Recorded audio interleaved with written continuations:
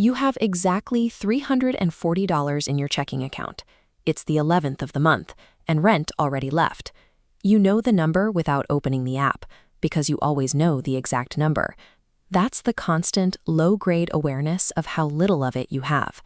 Every first of the month, you wire $1,000 to a stranger, and that money is gone, like water hitting the drain. You are paying off a building you will never own, trapped by a belief that is as elegant as it is paralyzing. You need money to make money. It's the sentence that keeps the gate locked, mostly because everyone standing in front of it agrees it should stay that way. The truth is smaller and stranger. You don't need a large bank account to start. You need one door with a lock you control and a bank willing to bet on you actually living behind it. Wealth at this scale is built by understanding financial leverage and stacking unglamorous, repeatable systems. If you follow the math floor by floor, the game scales to a number that feels made up when you say it out loud. $500 million in real estate assets, held in your name. Getting there has nothing to do with the $340 you have today. That money is just the coin you drop into the machine to start the game. The entire climb depends on identifying the first financial lever that functions even when your net worth is zero. Escaping that drain requires a specific kind of debt. The government would rather you own than rent, so they offer an FHA loan. Instead of the 20% down payment everyone assumes you need, this loan allows you to buy a property with 3.5% down. On a $300,000 property, that requirement drops from $60,000 down to about $10,000. The trick is that the FHA loan works on small 2 to 4 unit apartment buildings, as long as you live there for 12 months. You buy a tired brick triplex and move into the empty unit. Because the other 2 units are already paying rent, the bank counts roughly 75% of that rent as your income. Suddenly, your tenants are paying your mortgage. You live for free while someone else's rent pays down a loan with your name on it. After 12 months, you move out and do it again. You hunt for the ugly properties everyone else scrolls past, the ones with the collapsed porches and water-stained ceilings. You buy them cheap and use strategic renovations to force the value up on purpose. You aren't waiting for the market to give you equity. You're building it with an invoice. Once the house is renovated and rented, you return to the bank for a cash-out refinance. Because the building now has its own income, it qualifies for its own mortgage.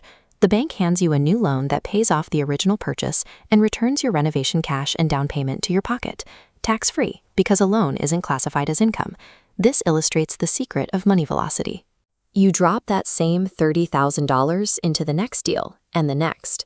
You are recycling the exact same dollars to leave behind a trail of rented, refinanced properties. Velocity beats amount every time.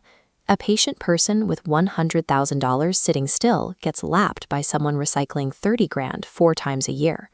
Money that never stops moving does the work of wealth you don't actually have.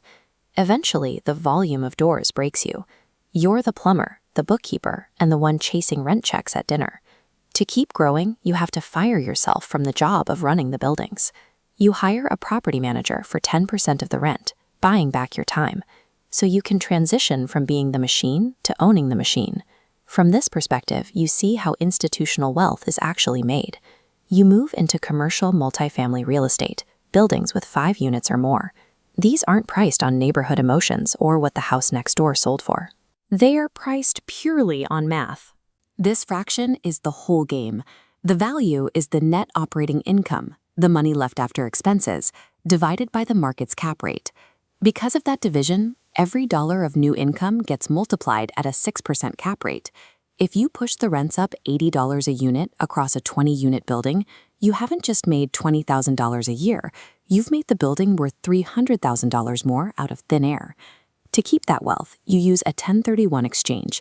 This allows you to roll every dollar of profit from a sale directly into a larger property, deferring the capital gains tax indefinitely. You keep 100% of your equity working for you, rather than 80%, allowing the portfolio to compound untouched. At this level, you've stopped reacting to the housing market. You are mathematically manufacturing wealth by optimizing net income and shielding it through the tax code. But even a rich person eventually hits the limit of their own credit. The next building you want is a 1,200-unit complex that costs more than any individual can carry. This is the pivot to syndication, forming a group to pool capital and buy assets that were previously out of reach. You move from the passive seat to the active one. As the general partner, you find the deal, arrange the massive senior debt from the bank, and raise the remaining equity from limited partners. You put in 5 or 10% of the money yourself, but you run the entire asset and earn a share of the upside for doing it. This is the waterfall. Your investor's bucket fills completely first, securing their return before you profit. But once full, the water keeps pouring into your lower tiers. Hitting higher returns massively expands your profit share. You grow wealthy by making them wealthier. Success in these deals builds a reputation. Once you have exited 3 or 4 large syndications, returning the original capital plus the promised 18% gains to your investors, your track record becomes its own form of credit. Now you aren't chasing small checks. Pension funds and insurance companies seek you out to place 9-figure investments into ground-up developments. When the counter hits $500 million, the achievement isn't just the portfolio. It's the fact that you have become a steward for the largest pools of capital on Earth.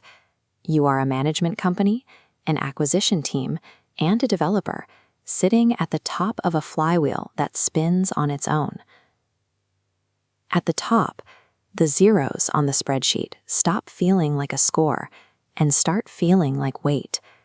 You are responsible for the homes of thousands of families, the kid doing homework in 4B, the nurse coming off a double in 12C.